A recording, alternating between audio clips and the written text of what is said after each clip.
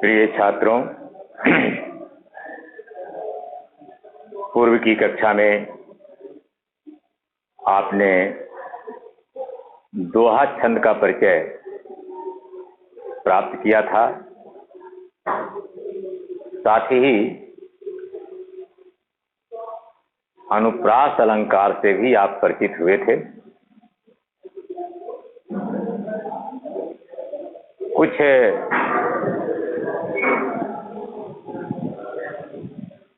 और अलंकार की चर्चा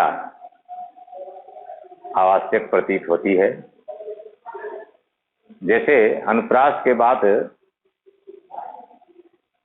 एक अलंकार है यमक अलंकार।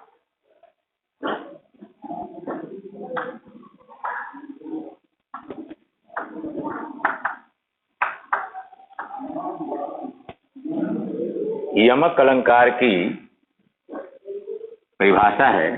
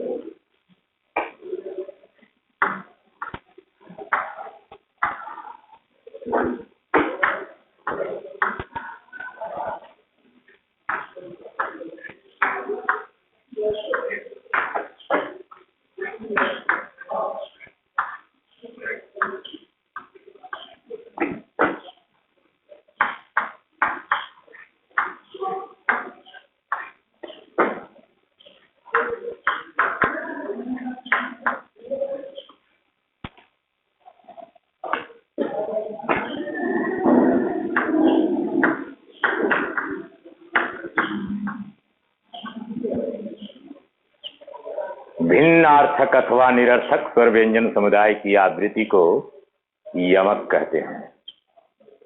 अनुप्रास में आपने देखा था कि व्यंजन की आवृत्ति होती है, केवल व्यंजन, स्वर का भी नहीं। लेकिन इसमें आप देख रहे हैं, परिभाषा बता रही है कि स्वर और व्यंजन दोनों के समूह की आवृत्ति होती है। आवृत्ति का मतलब रिपीटेशन, दोहराना। तो जैसे उदाहरणार्थ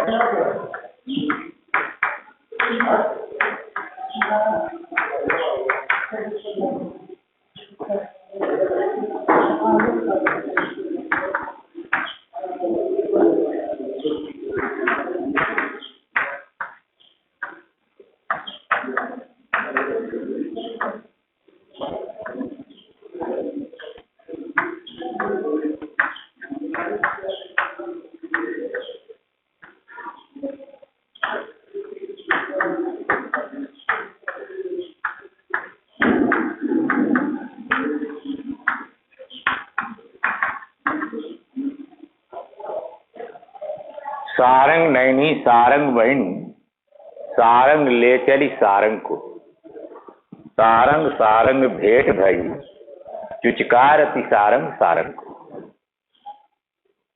तो आप यहां देख रहे हैं कि सारंग यहां भी है और सारंग यहां भी है, यानी स्वर व्यंजन समुदाय की आवृत्ति हो रही है, रिपीटेशन हो रहा है। सारंग यहां भी है और सारंग यहां भी है।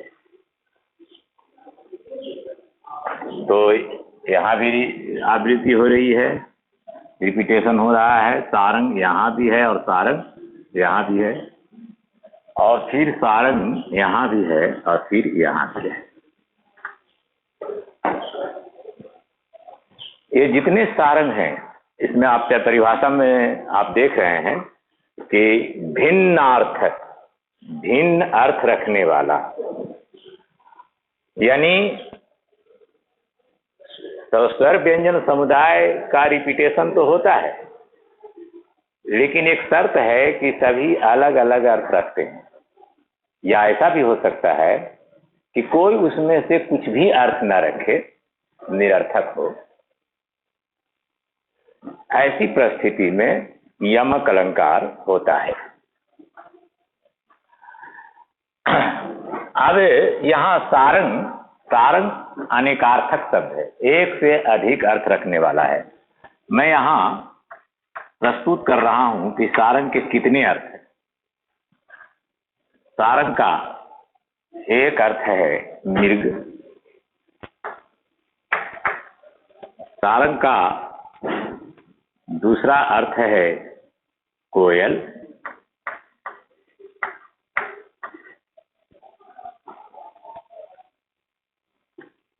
सारंग का तीसरा अर्थ है नारी, सारंग का चौथा अर्थ है दीपक, सारंग का पांचवा अर्थ है हवा।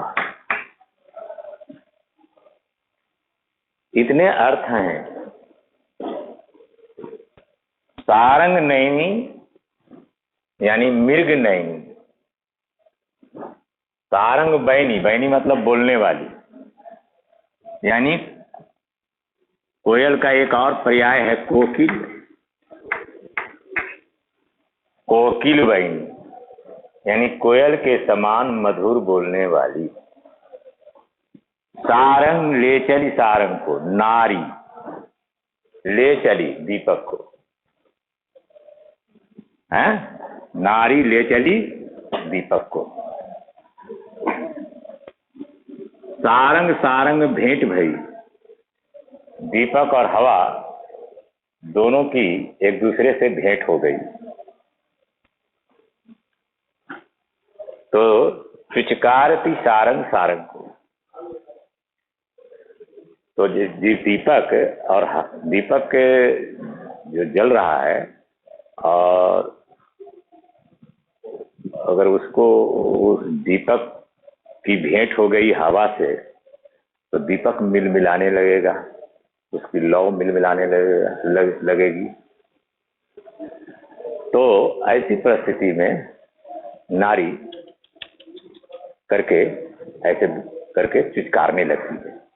अर्थ यह निकला कि मृग के समान आंख वाली और कोयल के समान मधुर बोलने वाली नारी दीपक को लेकर चली। दीपक और हवा दोनों की एक दूसरे से भेंट हो गई, तो दीपक मिलमिलाने लगा, और ऐसी परिस्थिति में नारी दीपक को चुचकारने लगी। तो आप यहाँ देख रहे हैं कि सारंग शब्द की आवृत्ति हो रही है, उसका रिपीटेशन हो रहा है, और प्रत्येक रिपीटेशन, प्रत्येक आवृत्ति में जो आए हुए शब्द हैं, तो सब अलग अलग अर्थ रख रहे हैं, जबकि स्वरूप से एक है, किंतु उनके अर्थ अलग अलग हैं। तो यदि ऐसी परिस्थिति आ जाती है, तो ऐसी परिस्थिति में यमक अलंकार का सृजन हो जाता है। ये तो यमक अलंकार हुआ। उसी प्रकार से एक और उदाहरण प्रस्तुत कर रहा हूं।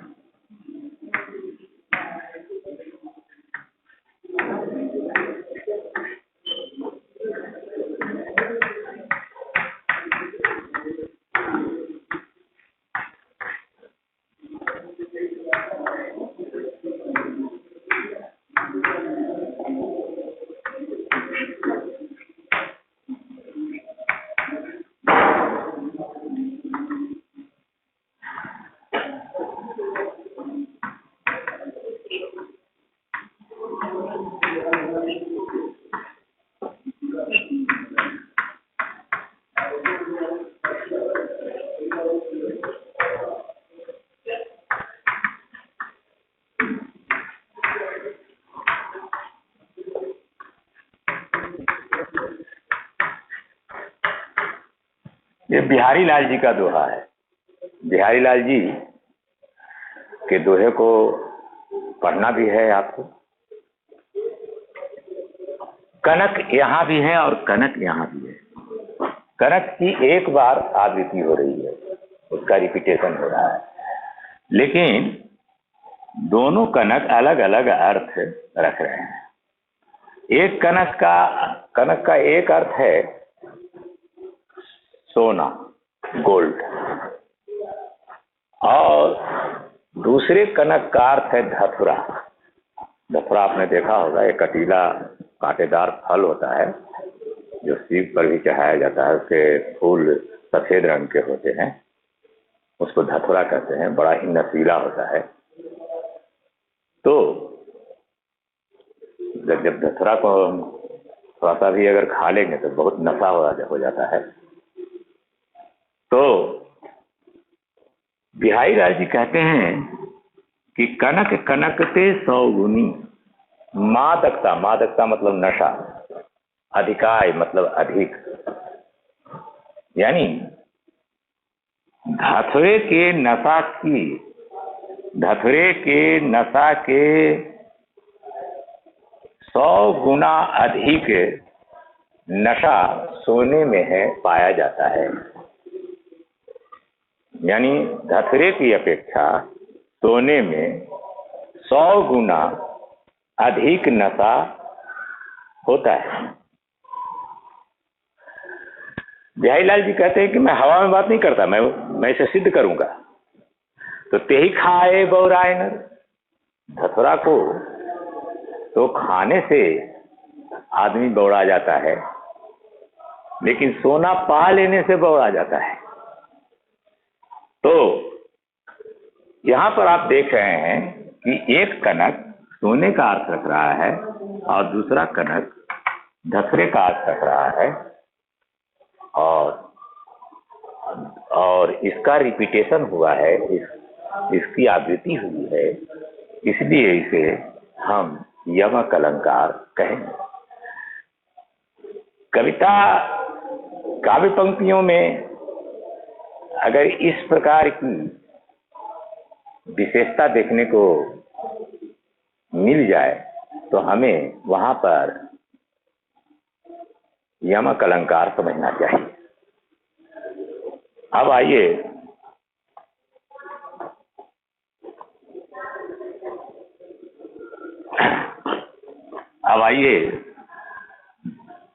उपमा अलंकार जरा से समझ लेते हैं।